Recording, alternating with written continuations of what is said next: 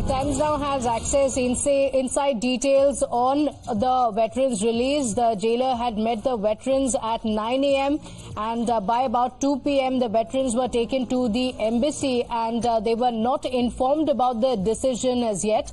The documentation was completed at the embassy and then 7 veterans were taken to the airport by 7 p.m. My colleague Rishabh is joining us with the details. Rishabh, ending 18 months of legal battles and diplomatic efforts, it's freedom at last for the ex-Navy veterans. Now details coming in of how it all played out.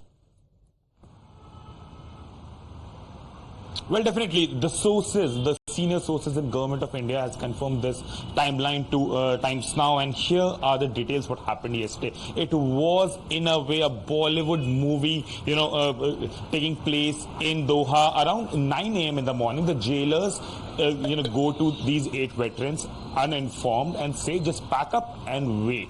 They didn't know where they were going, what was happening, how things have changed, why are they being asked to pack. They were just asked to pack and wait.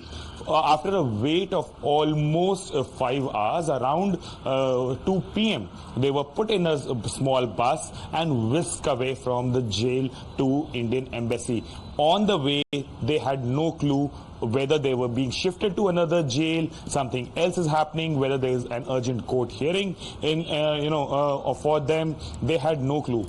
They reached the Indian embassy, and that's where they realized that things have changed and a home calling is something that is an offing. They were taken into embassy. All the documentations were happened. Remember, these 8 Indian Navy veterans were in custody for 18 months, which means all their documents, all their passports, all their work permits, all their visa papers were with the authorities in Doha. That were handed over to the Indian embassy. Indian embassy further did all the documentation and formalities.